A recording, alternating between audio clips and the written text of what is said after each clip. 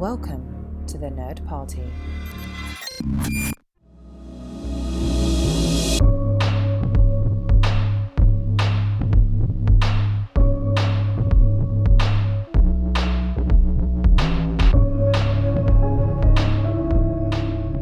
Welcome back to Houselights, our director discussion show here on the Nerd Party Network.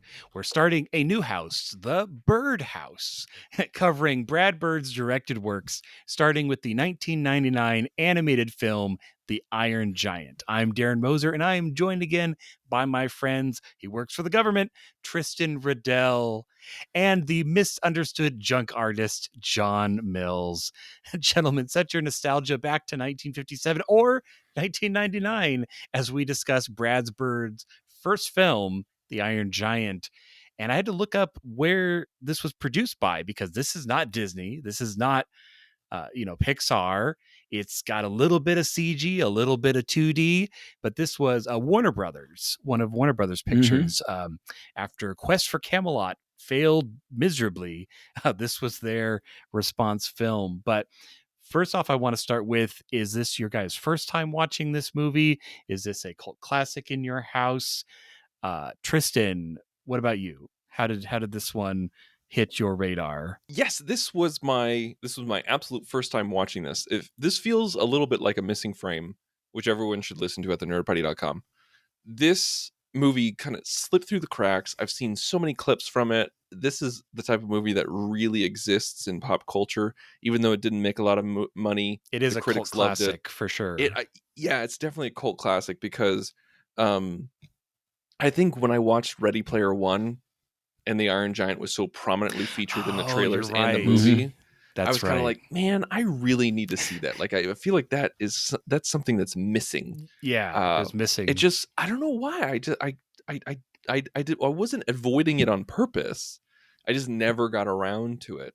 And as I was watching this, it's funny that you talked about, it wasn't Disney, it's not Pixar. As I was watching it, I was like, this is one of those movies that feels delightfully on Disney. Like, it doesn't feel like a Disney film. And I really like that. I feel like some people might disagree with me, judging by their facial expressions, and I can't wait to hear that. That rebuttal. I didn't know the Iron Giant's eyes could roll back in their head, but they did, John. No, I first and foremost, thank you for recognizing that there's no way I'd work for the government, and junk artist is basically my calling. And I will say that is the hardest really part. Worked. My hardest part getting ready for each of these shows is deciding what random character to assign each of you to. But I'm glad you enjoy it. Yeah, so. You got that one right. It's funny you mentioned missing frames because that was why I saw this film.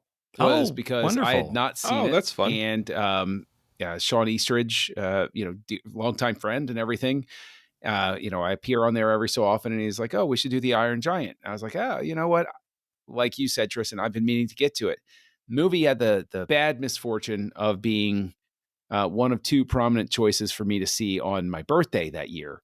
And so The Sixth Sense won out, and The Sixth Sense won out for everybody that year. Yeah. And so as I watch it, though, I wonder sometimes, was this just always destined to become a cult classic? Because I understand what you're saying, Tristan, about this not feeling very Disney, but to me, it feels Disney during that time period where it was driving Don Bluth out. Disney in the early 80s was doing some really interesting stuff. You had the Black Cauldron. This feels a lot like Black Cauldron. This feels a lot like that time period where Disney was starting to get there. And then there was all of this upheaval. Renaissance yet, but they're being more innovative. Right, but they hit this, they have the change in leadership and the board. Black Cauldron and Don Bluth are victims, or not victims, but casualties of that. I think this feels like a movie where Disney was headed until it decided to scrap all of that and then go back to just, stealing the classics and reinventing them to have massive box office success. And so this feels Disney without feeling it. It's not classic era Disney. It's not reinvention Little Mermaid era, Beauty and the Beast Disney. Right, Renaissance but era. It's that Disney that I think is ensconced in my brain as the Disney that never was, but I always thought it was, like it lurked because I came up during that Tron and Black Hole and Black Cauldron time period. And those were sort of my first Disney experiences that I can really recall. And so this to me feels like the type of Disney it should have been, if that makes sense. And the animation even very much looks like a Don Bluth era It does. sort of film. It feels like Secret of Nim, and Granted, it doesn't have stuff like his that. telltale like glowy eye. Like the eyes glow, Right. but not in a Don Bluth way. We all know Right. what we're talking about. Like there's always Yes. something that's like, the core of the sun is behind that lit object, Right. and it is piercing the veil. Yes, but and so it occupies that odd thing. It's one of those things where I really wish I had seen it in 1999, because I think that where I was in my life, this movie would have spoken to me in a completely different sort of way. And I think I probably would have reacted to it very positively back then.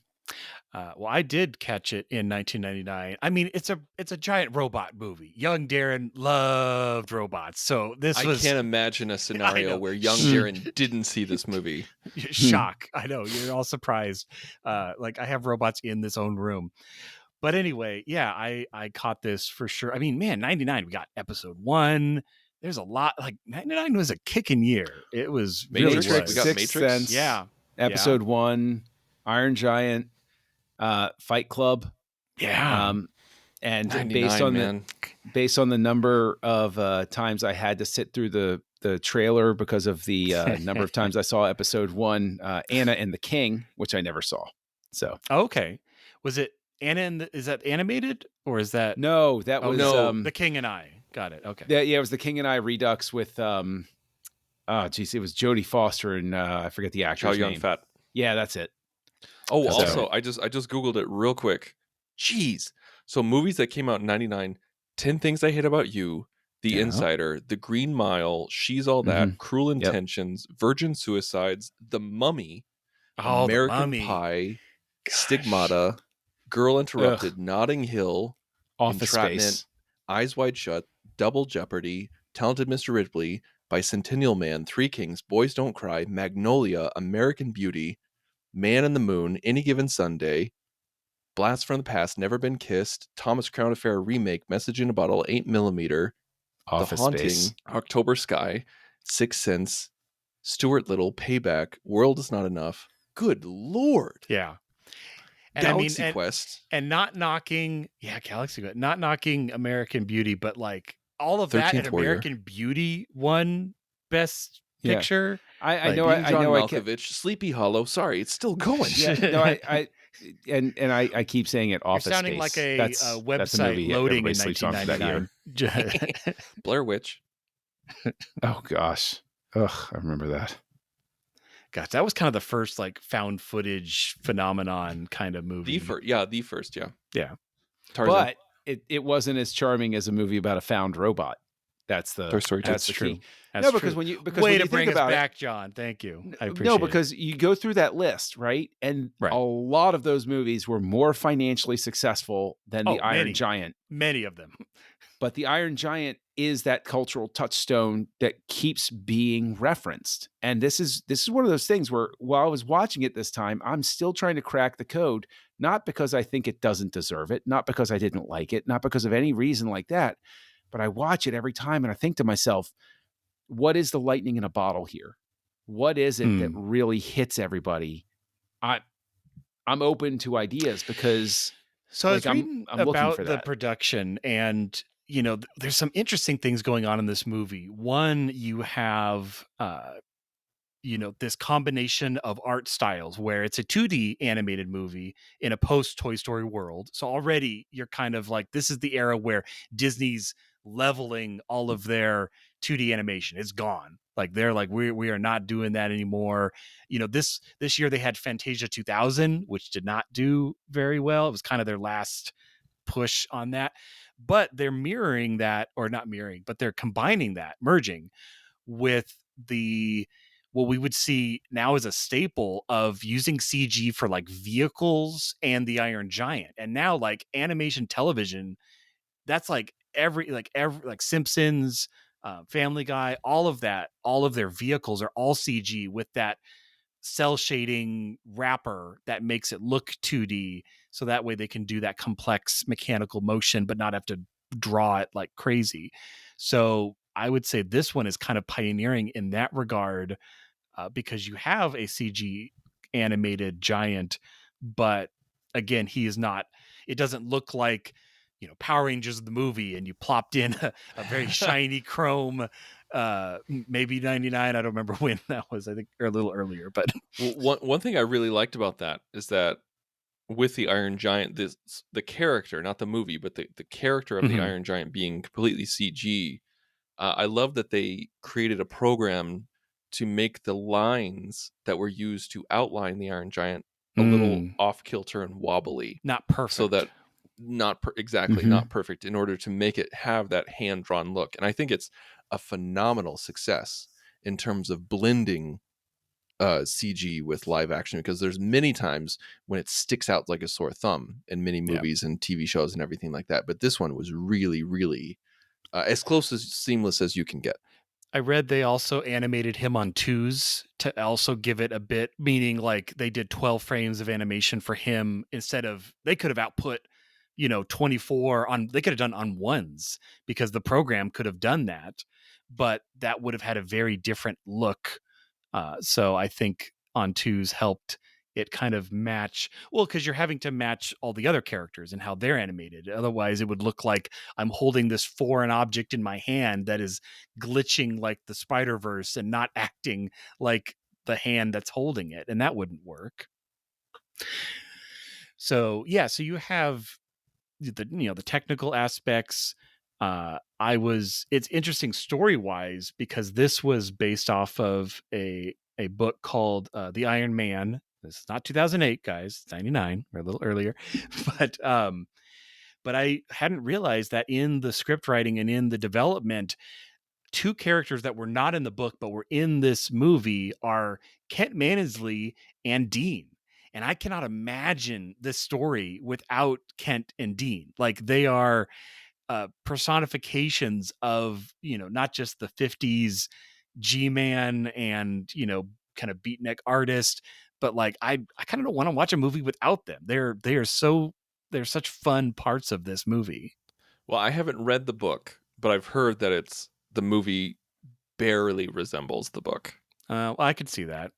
So I think that's part of the reason. I think the writer was like, I got paid, I don't care. Yay. Like it doesn't matter. I apparently think most the writer's writers... a relative of Sylvia Plath, and the entire reason why he wrote the novel was to kind of have an emotional message about Plath's suicide to his family members.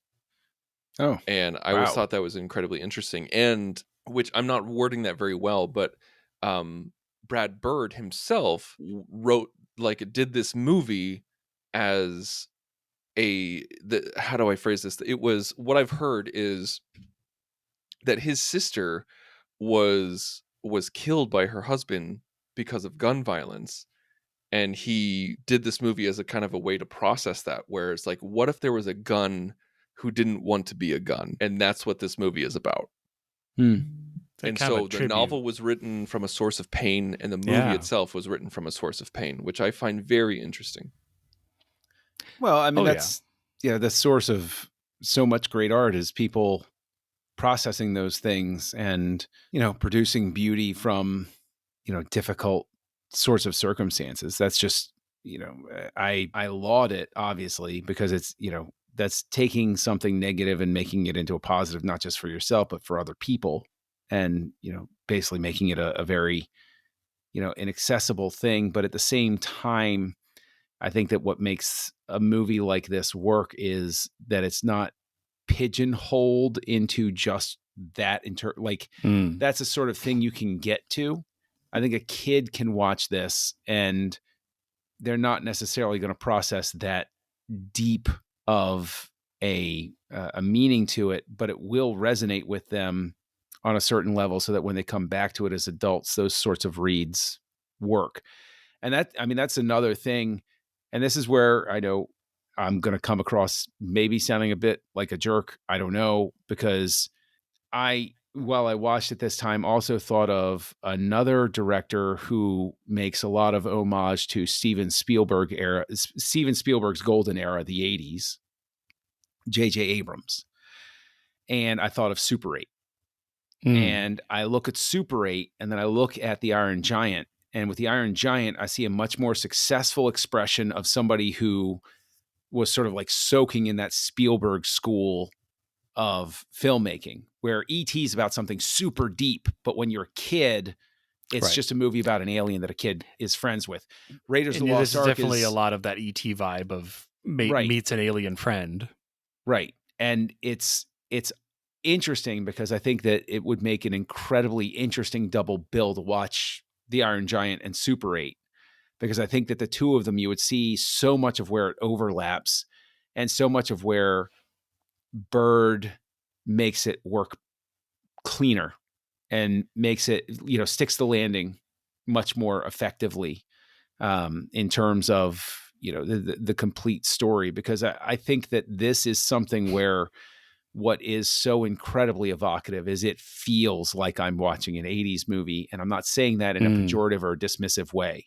This captures that feeling of being a kid in the 80s and seeing one of those movies and saying, wow, it's what I imagine my dad felt when he watched Raiders of the Lost Ark and was like, wow, it's the old serials again. I used to watch these on Saturday morning when I could, get out to the theater and stuff like that, or on Saturday mornings when I was watching, Western shorts or Bonanza or like there's that sort of thing where it's evocative, and this is evocative without being Ready Player One or Super 8 about it.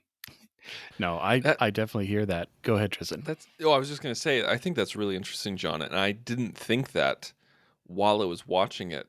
But after you said that, going back in my head, that totally makes sense.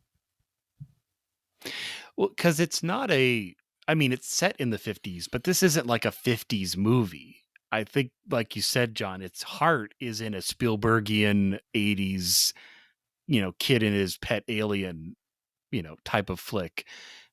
And yeah, we get, let's talk a bit about the characters, because there are a lot of really fun characters in this movie. I mean, Hogarth, man, they are painting him like, again, just the name. You're like, why did your parents give you this name? This is I know it's another era, but you have Hogarth, you have an amazing, voice cast in this movie. But again, I'd say my favorite character, just for his portrayal, is Kent Mansley by Christopher McDonald, who is just chewing the scenery every take. I love the montage as he's like pestering Hogarth. He's like, "Hey, slugger, sport, buddy, champ," and he's got a chin for days. It's just I love that character. Like he's the so real funny. Christopher McDonald. I'm glad that you mentioned Christopher McDonald, because he's one of those actors that never achieved like a certain level of fame. He didn't. He the performances, he has a couple of key performances. Like he's in Happy Gilmore. He's fantastic in that. He's absolutely fantastic in that. Yeah. Shooter McGavin, right? In that one. Yeah. And you look through the other people that were considered for this role, and Tommy Lee Jones, okay, I could see that. Alec Baldwin, I could totally hear his voice there. I'm not going to go through like the whole list that Wikipedia speculates was under consideration. Why would you go through the entire list? That would be crazy on a podcast. Why would like I mention this, Willem Dafoe, Kevin Spacey, James Woods, Dennis Hopper, Malcolm McDowell, Patrick McGowan, and Patrick Stewart, all considered, and strangely enough, Burt Reynolds, which doesn't make any sense whatsoever. But like the great thing about McDonald is he is able to give it a vocal quality that is memorable, that is familiar, because his voice is very, it's distinctive without being signature. Like I can hear Patrick Stewart, right? If I hear Alec Baldwin, I'm like, oh, that's Alec Baldwin doing a voice. Christopher McDonald, this becomes the character. He has a voice that's bordering on utility voice, but he is so good at using it that it really, really comes through. And voice acting is a very difficult job. And for, it's a lot of credit to him. It's a lot of credit to Bird for nailing this, because I would say that if Kent Mansley doesn't work, this whole movie falls apart. Oh, totally. If you don't have this driving, quasi villain character, I don't think it comes together the way that it does. Christopher McDonald is one of those character actors that I wish which I think we can all agree, I wish that he rose a little bit above character actor status, which maybe he did a little bit among film buff circles. Like everybody knows Christopher McDonald's name, and like when we see him, we recognize him as film buffs and TV buffs and everything like that. But there's so many times, like he's kind of known for doing the goofier stuff. Like when your casual fan sees him, they think about those crappy American Pie remakes. Like they think about him in like these really weird, like stuff from North Shore or Fat Actress, or he does this a lot of B stuff, B movie, B, like the straight to DVD crap. But every single time I've seen him do a dramatic role, he knocks it out of the park. He is a phenomenal dramatic actor. And I like, my favorite performance of his is in Yesterday's Enterprise in Star Trek The Next Generation. He plays that so that's right. well. And so Man Out of Time, all this stuff. Oh. Everybody else on screen, including Patrick Stewart, is just playing catch up. In my opinion, he steals that episode. He is so friggin' good.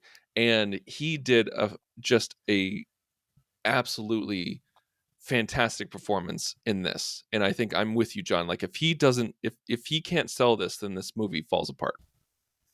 No, and I mean, it's interesting. Like, obviously, he's not the protagonist, he's not the main character, but he is like the linchpin. He really is in this story. And then again, there's other. I could totally recognize, John Mahoney's Frasier's dad voice as the general. Like, perfect casting there. Just has that military brass nailed down. But we also get, and very early in his career, pre Pitch Black, pre Fast and Furious, this is Vin Diesel as the Giant, and pre Groot. And we have another role where he is not speaking a ton, but again, you have to hit those emotions in that voice performance, because you need to connect with this character that has expressive eyes, but is still limited by how they're kind of portraying on screen. But yeah, that gruff, robotic gravel of a voice that's also kind of talking like a child. It's a really interesting, you could probably count the number of lines he's got on two hands, but overall it comes across. I think that totaled 83 words, not including like groans and yells and things like that. Right. The funniest thing being that Arnold Schwarzenegger in Terminator 2, I think he had something around like some absurdly low number of words as well. So somebody would point at a vocal performance with like, oh, he only had like 80 something words. It's like, yeah, if you total like Arnold's entire dialogue in a 2.5 hour film was, like a minute. So, which apparently he was considered for Kent Mansley. Yeah. He was what? Arnold Schwarzenegger was considered for Kent Mansley, and John Travolta for Dean McCopen. But okay, I could see Travolta doing that. I could totally see Travolta do that. Yeah, I can see Travolta. I can't see Schwarzenegger because no. This guy is so anti-Red Menace, and you're casting Schwarzenegger's voice. Like, that doesn't fit. Like, is he a secret double agent? He's like this giant, Russian that's just like, yes, I am American. No, I don't buy that. Yeah, that wouldn't have. That feels like something where it's like the studio was like, hey, we could get Schwarzenegger for something like this. And then like cooler heads are like, I don't know, guys. They think about it for 2 seconds and they're like, yeah, no. Well, never mind the fact that the budget immediately would have doubled. So, That's Although true. actually That's by true. 99, Schwarzenegger was he wasn't quite the box office draw that he had been. So, but yeah, I mean, just as an added note about Vin Diesel is like he had a small part in Saving Private Ryan in 98. He's here in The Iron Giant, and then 2000 he has the Boom. breakthrough with Boiler Room and Pitch Black, and then The Fast and the Furious right after that. Yeah. Like they caught It's him right at before. just the right time to afford him. They wait 1 year to make this movie. Vin Diesel is not the voice of the Iron Giant. And True. and I think it's charming that he still will make reference to being the Iron Giant and how much he enjoys being associated with it. So Oh, I give him definitely. credit for that. Well, and if you think about as an animated movie, he was probably recorded in like 96 or 97, because they record that so early in the production timeline. So they really could afford him because he was nowhere near Fast and the Furious and Pitch Black and all of that. But Yeah. Yeah. yeah, well, and I mean, I think that says something though about the film in the fact that its actors enjoyed their performance and enjoyed the result. Like, there's definitely some movies that we know out there where the actors are like, yeah, my name's on it, but I'm never going to talk about it, or I'm never going to reference it, or, please don't bring, I needed the money. I needed a house. So I said yes. But yeah, well, and then, some of the overall themes in this, again, I like you said, John, in it kind of being this dual level Spielberg child's movie where, you're talking about, you know, uh, you are who you choose to be, don't choose to be a gun. You're talking about Superman. You're talking about um, where was it? But just you're having these other levels to this character in an 87-minute movie. Like they don't have a lot of time to get these themes across, but they do somehow. Tristan, what do you feel with like the pacing of this? Is it like I don't know if there's too much to cut, because it goes, like I said, there's not a lot of time, and then boom, we're at the finale. Yeah, it goes at a clip. And it's, I think, just 90 minutes ish, 87. somewhere around in there. Yeah. Yeah, It's less than 90 minutes. I so think. technically not a film, right? Is it 90 the threshold? No, Just kidding. the threshold is something like 80, isn't it? It's, I can't remember. It's Feature lower film. than you think. Yeah. It's lower than you think. I'll have to look it up when I'm not talking. But yeah, I think there's not much to cut, but at the same time, there's not a lot of meat on the bone, in my opinion. I feel like there is, it's 90 minutes, and I feel like it was a stretch to get this story to 90 minutes, in my opinion. I feel like there was I don't feel like there was any stretch scenes. I don't feel like there was any unnecessary scenes, but I feel like if you added one more scene, it would have been too much, because I feel like the story is there. It's like it's the ET story, it's somebody crash landed, I'm hiding him, and then I get found out. He's not a threat to us, and he saves us. It's just, I feel like with that in mind, there wasn't too much more that they could add in to tell this story. So I feel like it was very utilitarian. It was just like, tell this, tell this, tell this, tell this, tell this, and then move forward. And so I guess I'm saying, I'm not knocking it. It's just, I feel like this was the appropriate length for this movie. Yeah. Where even though it goes at a clip and it's 87 minutes, if it was 88 minutes, it would have been too long. I agree.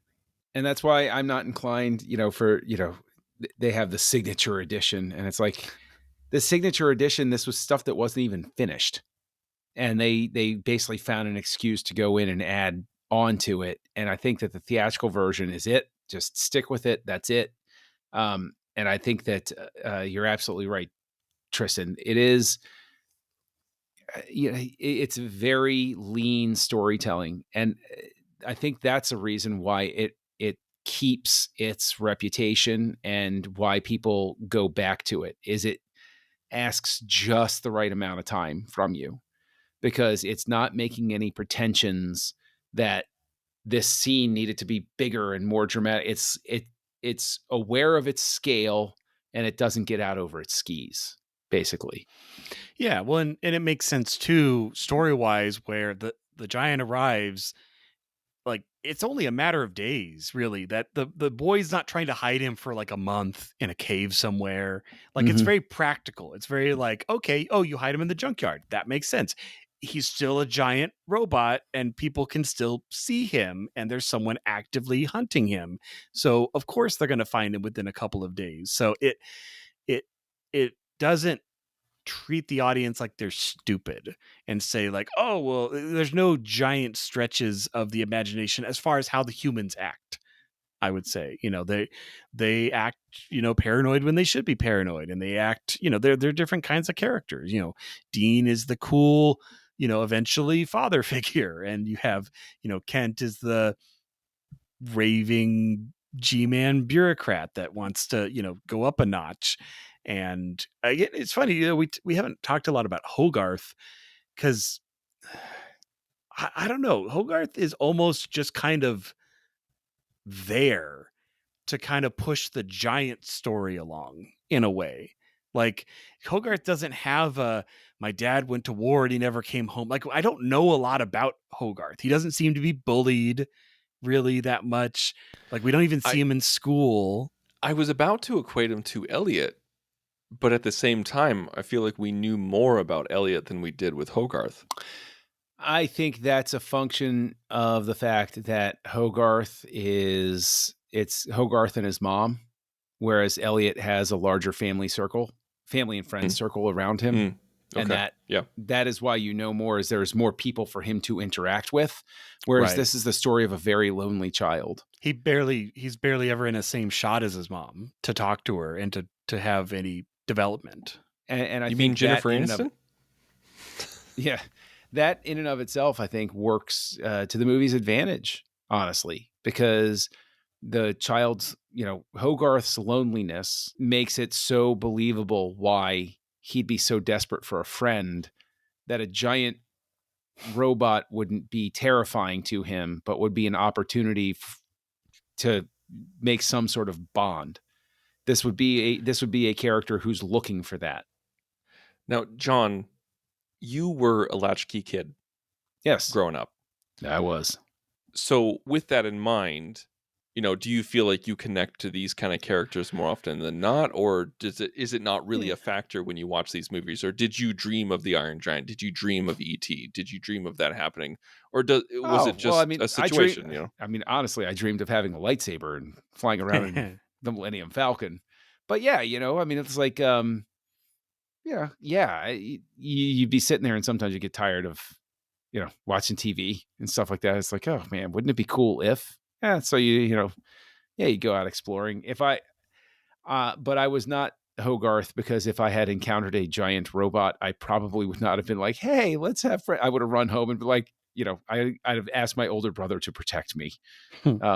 Although he probably would have gotten himself eaten by going out and trying to be a tough guy with the robot. So, Well, I do like how Hogarth meets the giant in the fact that he is scared of him initially, like it's a giant robot, yeah. but then he sees him in peril and he sees him, hurt, and so he acts and interjects himself, and thus forms that friendship bond, and then 25 minutes later the movie's over, like boom boom boom, we go really fast. But Hogarth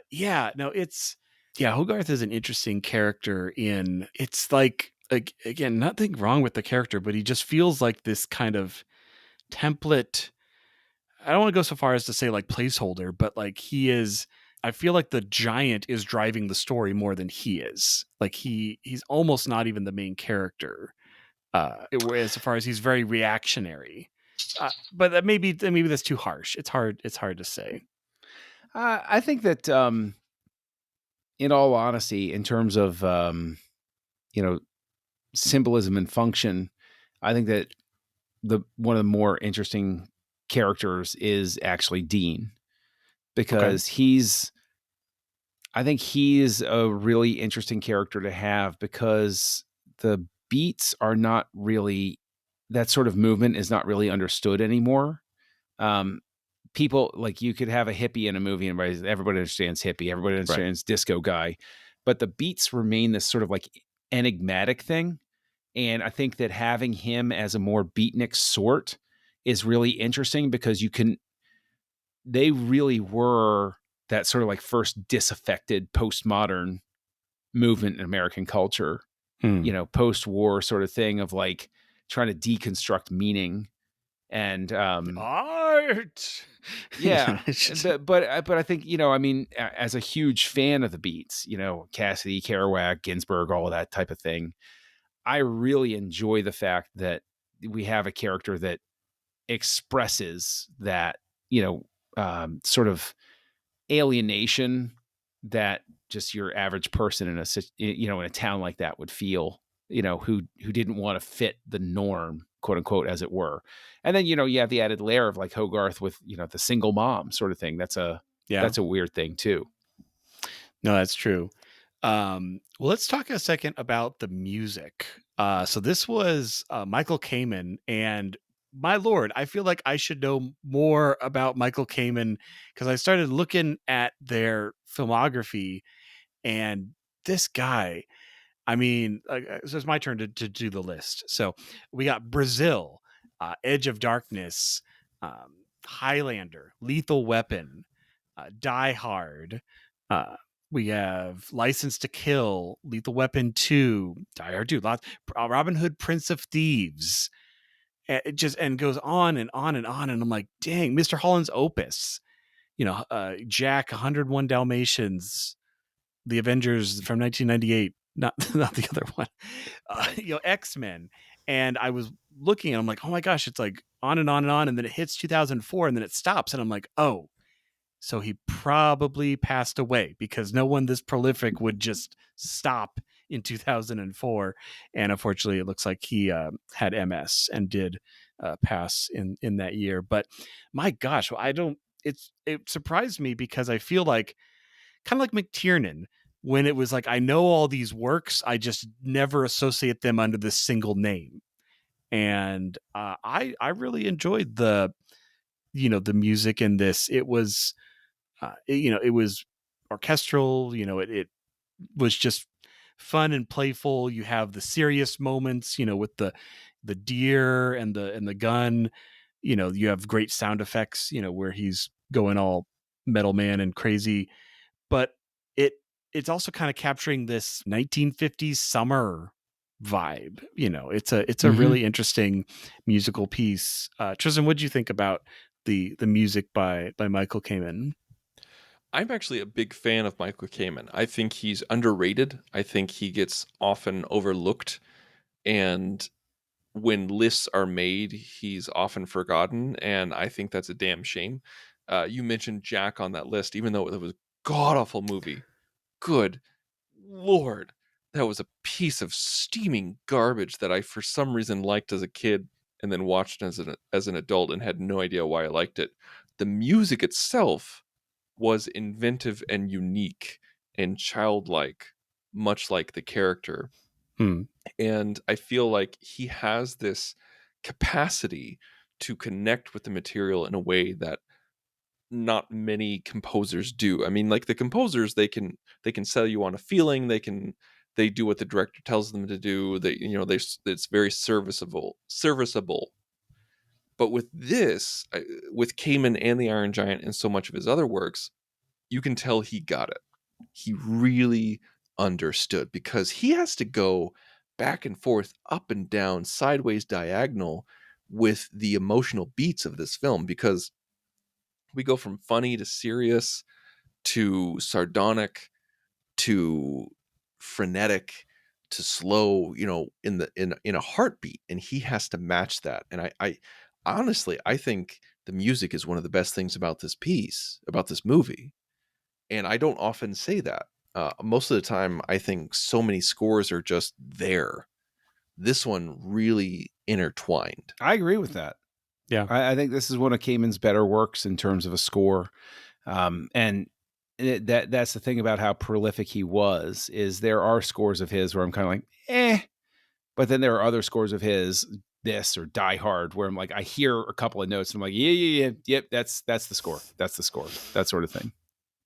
I mean, again, like, saying in the same breath, Mr. Holland's Opus and like Robin Hood, they use that in their movie intro for like the studio reel for like a decade. Like everybody heard that, and you just get jazzed and energized.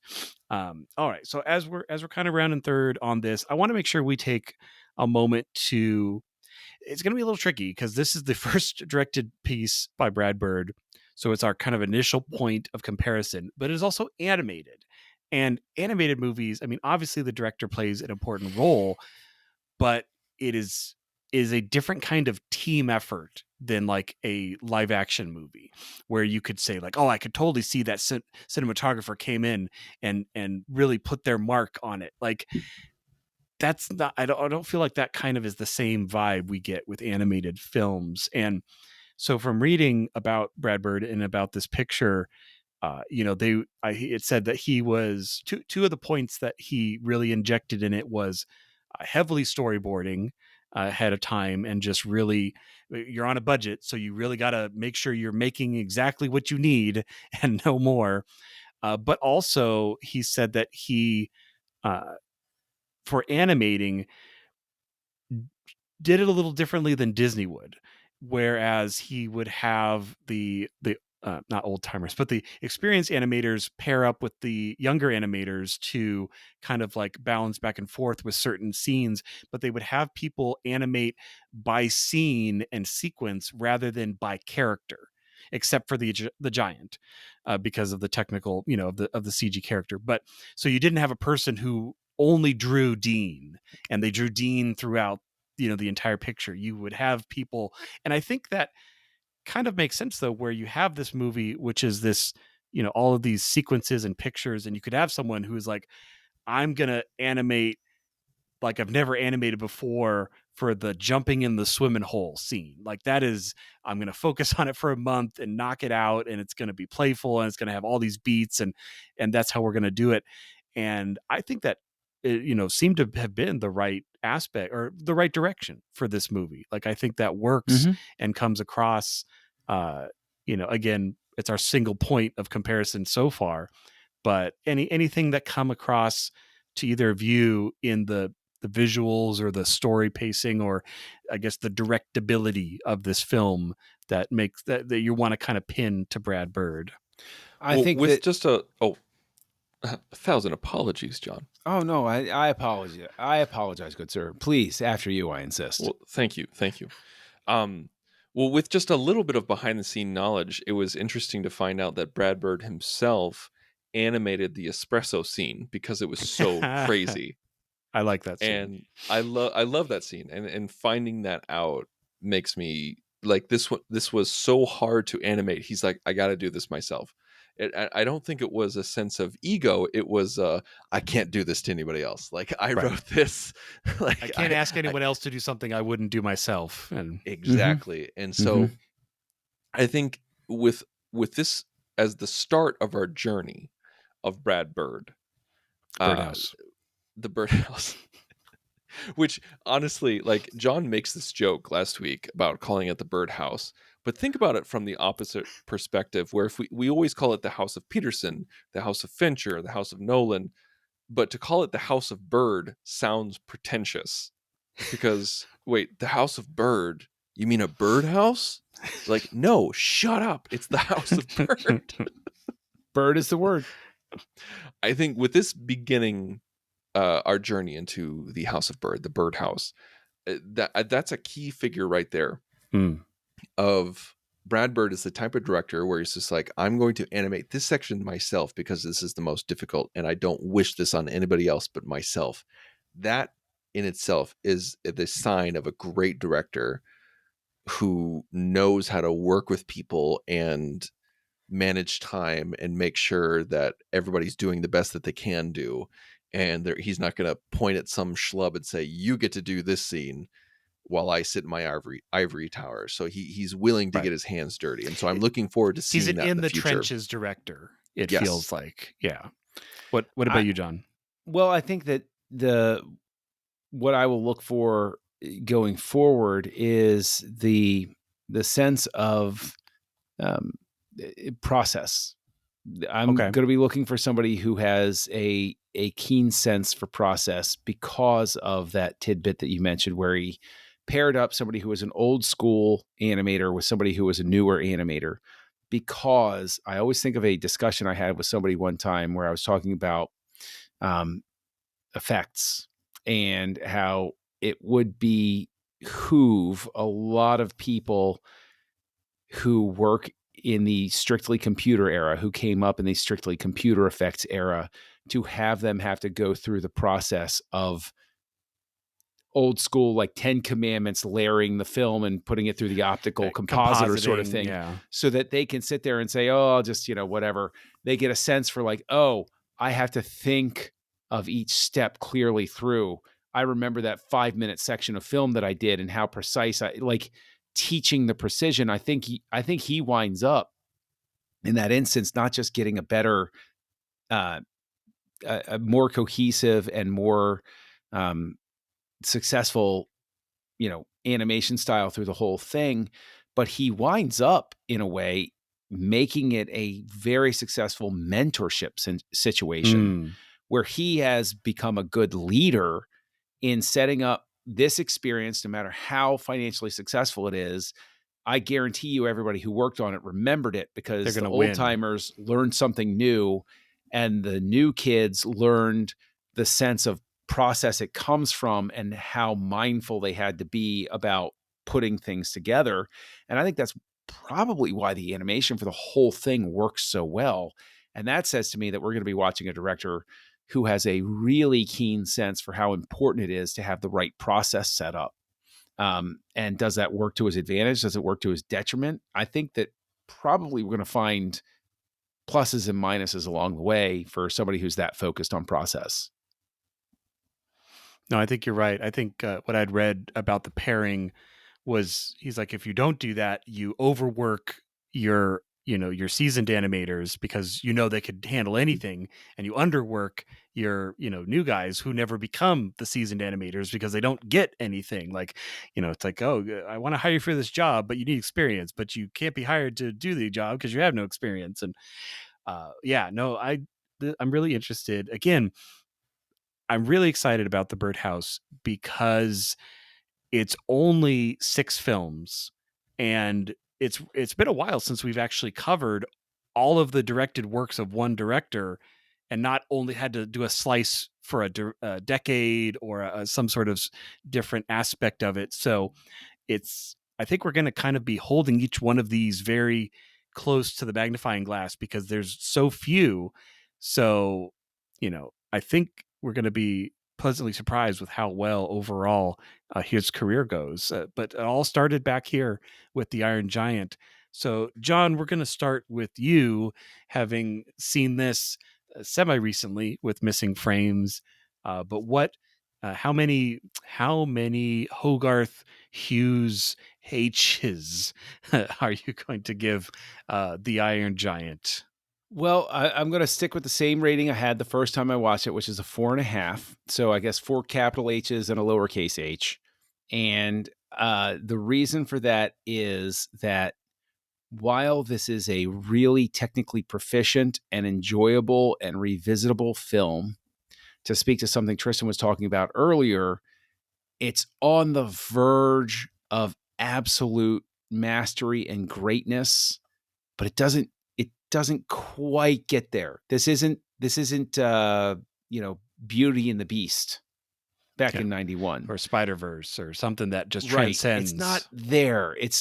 I'll always revisit this. I will always love it, but it doesn't pack that same wallop that something like Across the Spider-Verse does, where it's like that, the first time viewing that, like it blew my mind, where I was like, my God, how did you keep all of this straight and keep it all together and keep it flowing? This is a very straightforward story, very cleanly and distinctly drawn characters, both literally and story wise. And I think that it's a movie I treasure. It's a movie I enjoy. It's a movie I'll rewatch on occasion. But it's not stone cold classic category. So I went up at a 4.5 with it. Oh, very strong, very strong. What about you, Tristan? Having seen it only super recently, and is this something you would probably put before your children? Your child first, and say like, "Oh, come and watch this with Daddy," or when they're a little older, I'm sure. But how does this just rank as the starting point for Brad Bird? I personally, while there was a lot of great components, like the music, the animation, the acting, while the story is good, it doesn't, like I said, like if it was 88 minutes, it'd be too long. I feel like I'm leaning a little bit more towards the audience of 1999 than I am of the audience of today. Like I didn't grow up on this one. I didn't have the nostalgia of this one. This one I feel like is a movie that is not greater than the sum of its parts, where like if you look at every single aspect of it, it's really well done, but something lacked the cohesion for me. Something just wasn't clicking. Like I wasn't on the edge of my seat. I wasn't super engaged. It just felt very color by numbers for me in certain aspects. And maybe I'm judging this too harshly. Maybe I'm not going back to 1999 in my brain and thinking like, oh man, like I really wish I saw this in 99, because if I did, I feel like I would be a little bit more favorable towards it. This one, I give a very competent and very good 3.5. I think this is a 3.5 that is nothing to sneeze at. This is not a bad 3.5. This is a very good 3.5, where all the parts are great, but something just doesn't. It didn't stick the landing for me, and that's what I have to say about that. No, very fair, very fair. Yeah, I mean, even being the one who watched this when it came out, I don't feel like this suffers from some sort of nostalgia lens. I think it's the Iron Giant. It's like you've seen it or you haven't. I enjoyed watching it again. I could watch this once a year and be perfectly content with enjoying it. And like, if my kids are like, "Oh, hey, let's watch this," I would sit down and watch it again. I wouldn't be like, once was enough. I'm good. But yeah, it is not like a Galaxy Quest or something where I'm like, "Oh, stop everything. Iron Giant is on. Time to park my butt and see, this movie again." But every time I'm reminded by, the things I love about the characters. The performances are there's humor and there's wit, but there's still, like when we're talking about Brad Bird's, sister, like I would almost go out and say that deer scene is her, get like that's a representation of his sister being shot, and using that into the don't be a gun, and being who you choose to be. And uh I would not be surprised if he was drawing a parallel. I'm just speculating, but yeah, I haven't dug into the behind the scenes as much as this viewing, but so I'm giving Iron Giant a solid 4. I'm splitting the difference right between you two. It's a good film. Um, I really, as we look into Brad Bird's filmography, you can see why this one did well enough, even though it wasn't the box office success that people wanted it to be. You could see the aspects where people were like, I'm going to give Brad another chance, and we're going to put him on this property and see what happens. And that, and then his career is just going to explode and take off from there. So next week, as we continue in the Birdhouse, we're going to jump forward to 2007. Sorry. And next week with the Birdhouse, we're going to jump forward to 2004 with The Incredibles. So you want to talk about a movie where Brad Bird is all over it. This one, I mean, I think that was the warm up. And this is the pitch here on Houselights. Join the revolution. Join the Nerd Party.